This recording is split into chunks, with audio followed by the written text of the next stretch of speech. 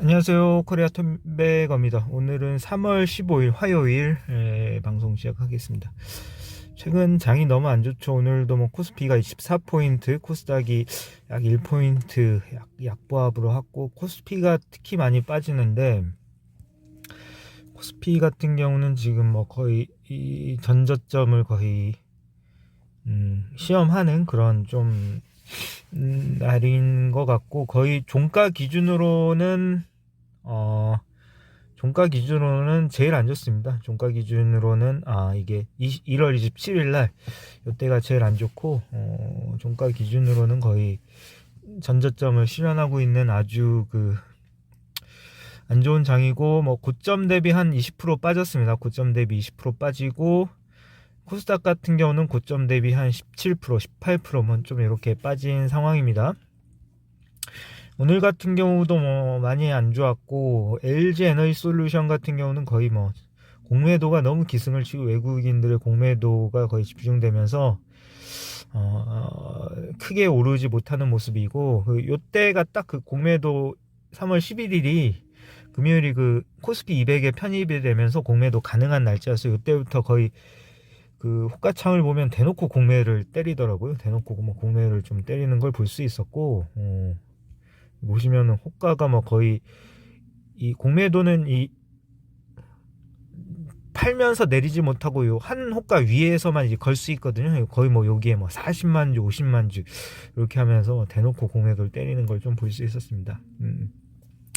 파마리서치 같은 경우는 또 좋은 보고서가 나오면서 약세장에도 상당히 강하죠. 약세장에서 상당히 좀 강한 모습을 보여주고 있고, 뭐 나머지 종목들은 좀 약세였고, 최근에는 그 중국에 좀 코로나가 나오면서 중국 선진시 쪽에 조금 봉쇄했다는 소식에 어제 그 리오프닝 관련주가 좀 급락을 했죠. 그러니까 최근에 장은 상당히 그 심리적으로 힘든 장인 것 같습니다. 뭐 저 같은 경우도 대안이, 현재로서는 리오프닝이 가장 그 모멘텀을 받을 만한 대안과, 그리고 윤석열 관련 뭐 테마주, 정책주를 생각했는데, 뭐 정책주를 제가 뭐 들어가기에는 뭐 쉽지 않은 것 같았고 해서, 저는 예전부터 리오프닝을 했었는데, 어제 같은 경우는 그런 리오프닝이 많이 빠지면서 어제 오늘은 좀 저한테도 좀 힘든 장이었던 것 같습니다.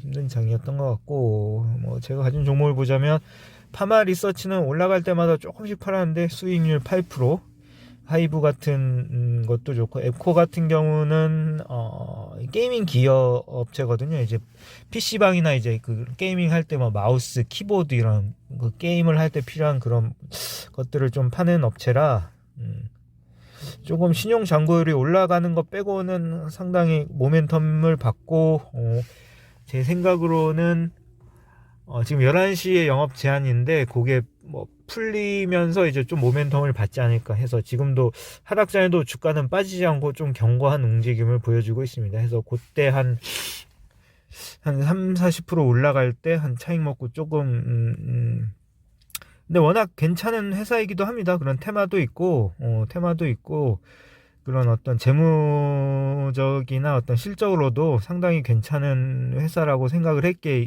들어간 부분이고요. 뭐 부채 비율도 뭐 나쁘지 않고, 뭐 그렇기 때문에 이제 좀 들어간 종목이니까 뭐 그렇게 참고하시면 될 것 같고, 뭐 나머지 종목들 같은 경우도 YG, 저기 엔터주가 요즘 좋죠. YG, 지누스 같은 경우도 뭐 괜찮고, 저희 콘텐트리도 뭐 최근에 많이 빠졌습니다. 어제 좀 많이 하락했어요. 그런데도 아직까지 수익권이고, 덴티움은 오늘 매수했습니다. 오늘 빠지길래 좀 매수했고, 뭐 호텔신라 같은 경우도 어제 좀 매수했죠. 어제 좀 빠지면서 좀 마이너스가 된 부분입니다. 최근에는 이런 넥센타이어 같은 종목들을 최근에는 좀 많이 편입을 했습니다. 편입을 했고, 농심 같은 경우는 좀 아쉽긴 합니다. 이게 전쟁 때문에 밀 가격이 상승한다는 그런 것 때문에 너무 많이 빠지긴 했는데, 실적은 뭐 계속 잘 나오니까 계속 모멘텀 한번 기다려 보도록 하겠습니다. 그리고 뭐 NC소프트, LG에너지 솔루션도 큰 금액은 아니지만 좀 많이 빠졌습니다. 거의 한 뭐 2,300 가까이 샀는데 많이 빠졌고, 뭐 아무튼 뭐 그런 상황입니다. 그리고 뭐 오늘은 뭐 보고서 한 몇 가지만 보고 뭐 끝내겠습니다. 이그전의 생각은 지금은 경기 둔화인가? 지금은 경기 둔화와 연중 긴축인가? 아니면 경기 침체인가? 경기 둔화, 연중 긴축과 경기 침체의 차이점은, 경기 침체 같은 경우는 주가가 한 마이너스 한 40%까지 이렇게 하락하는 경우가 많다고 합니다. 50%, 40% 이렇게 하락하고, 그 경기 둔화와 연중 긴축 같은 경우는 주가 하락률이 한 20% 내외.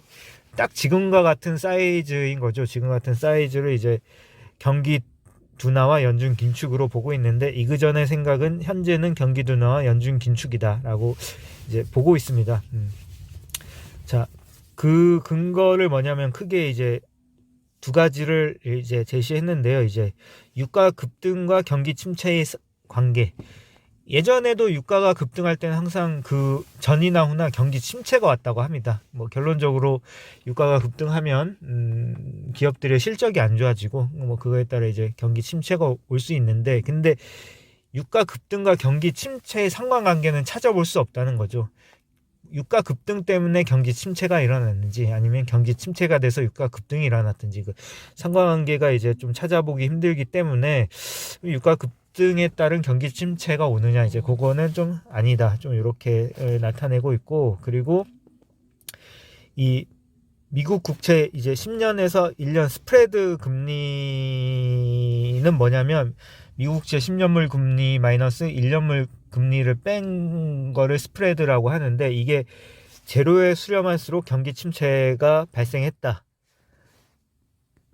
한 차례도 예외도 없었다네요. 1965년 이후엔 한 차례도 예외도 없이 이 스프레드 장단기 금리 차가 바뀌면 이제 경기 침체가 일어났다는 부분이죠. 이게 제로 플러스, 그러니까 요게 이제 제로, 그러니까 마이너스가 됐을 때, 장단기 스프레드가 마이너스가 됐을 때 항상 경기 침체가 일어났다. 이제 이런 부분이고, 지금도 한 0.5%, 0.3% 아마 요 정도 되는 것 같습니다. 해서 근데 아직까지는 이제 이 스프레드가 더 이상 아직은 마이너스가 아니다. 그래서 아직은 조금 물론 불안하긴 하지만 그래도 크게 걱정할 단계는 아니다. 뭐 크게 요 두 가지를 제시를 하고, 골드만삭스 같은 경우도 뭐 경기 침체를 한 25에서 30% 정도로 침체 가능성을 뭐 보고 있다고 합니다. 물론 뭐 우크라이나 러시아 전쟁이 장기화되면서 이제 곡물 가격이 오르다 보면 침체가 올 수는 있겠죠. 침체가 올 수 있겠지만 아직까지는 조금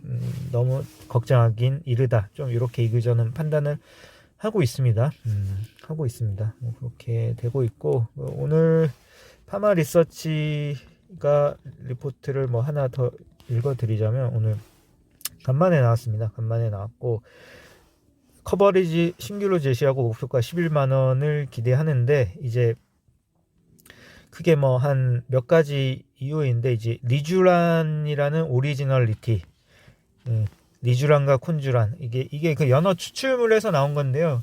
저도 몰랐는데 이게 계속 그 법원에서 이제 특허 소송이 일어났나 봐요. 이제 한국에 있는 그런 어떤 회사와 이제 리쥬란과의 그런 특허 소송이 났는데, 이제 그 대법원에서 이게 그 승소를 했다네요. 그래서 이제 이 PDRN이 그 저기 연어 추출물인데, 그러니까 요게 경쟁사들이 제품 출시가 지연될 전망이다. 요게 첫 번째. 두 번째 같은 경우는 이제 그런 어떤 콘쥬란의 매출 성장세, 6월부터 이제 급여가 공제가 되면서 계속적으로 점유율을 늘려가고 있는 부분이고, 그리고 리엔톡스 국가 출하 승인 이슈는 해소 기대. 요게 그 저기 식약처에서 한번 정지했었는데, 뭐 그게 크게 이제 그때 한 15%인가 20%인가 빠졌었어요. 이제 그게 조금 해소가 될 기대를 좀 하고 있고, 그리고 실적은 계속해서 좋아질 거고, 또한 그 리쥬란의 그 어떤 홍콩 법인, 그 중국에서의 그 성장, 그 매출도 이제 기대된다. 뭐 이렇게 하면서 올해도 한 30% 내외, 영업이익은 한 30% 신장, 매출은 21% 신장을 기대한다라고 좀 이렇게 이 보고서에는 보고 있습니다. 보고 있고, 그러니까 제가 파마 리서치라는 기업을 작년 9월인가 10월인가부터 제가 매수를 했고 가지고 있어요. 가지고 있는데, 9월부터 주가는 뭐 거의 한 3,200포인트에서 지금 2,600포인트지만 파마 리서치라는 종목이 이제 경고하더라고요. 경고하고 그만큼 실적이 받쳐주고 성장성이 있다라고 판단이 되는 부분이기 때문에 이게 받쳐준다라고 봅니다. 해서 이 부분은 저도 한 11만 원까지는 계속 가져가면 좋지 않을까 좀 그렇게 생각하고 있습니다. 아무튼 뭐 저도 뭐 이게 방송을 뭐 하다 안 하다 하고 뭐 좀 그랬는데 뭐 한 명이라도 뭐 제 방송을 뭐 잘 봐주시고 뭐 그리고 도움이 되는 분이 있으면 뭐 전 좀 시간을 내서라도 좀 방송을 하려고 하고요. 방송을 하려고 하고 저도 뭐 여러 가지 뭐 투자 자문이나 뭐 이게 유료방 이런 데 많이 해봤어요. 뭐 한 달에 200만 원, 300만 원짜리도 해봤고 그리고 1년에 뭐 1200 했는데 결론은 다 부질없다.